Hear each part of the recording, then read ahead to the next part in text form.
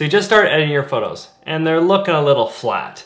And this contrast slider isn't doing it for you. I'm gonna show you two very powerful ways that you can add contrast into your image. And honestly, they give you a lot more control anyways. Now the first way is the most popular, but I'm gonna show you a couple things that you can do to push it a little bit further.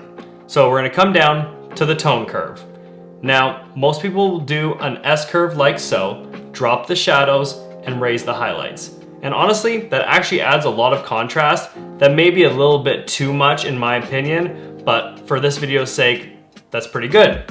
Let me show you one more thing you can do with this to push it a little bit further. Now I'm just gonna quickly correct this and bring it back up to somewhere that I find more normal. Now, I'm going to copy the channel settings and I'm gonna go into each of these color channels and I'm going to paste that exact same curve shape in the red, green, and blue channel.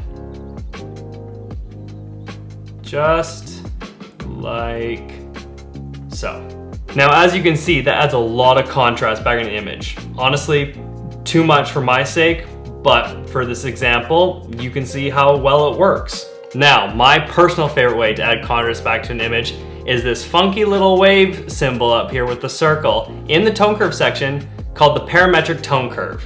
Now, we're gonna come into this, and I always use the same pattern, and then I just adjust it as needed. So I take my highlights and I move them to the left, lights and darks both go to the right, and then my shadows come back to the left. Now, this tool can push your image over the edge, especially if you pair it with an S curve in the original tone curve we used in the beginning. So come in here, play with it, don't go too crazy, but these two things paired together especially are the best ways to add contrast back into your image. Now you know my two favorite ways of adding contrast back into an image without using the contrast slider. I hope this helped, and I'll see you in the next one. Peace!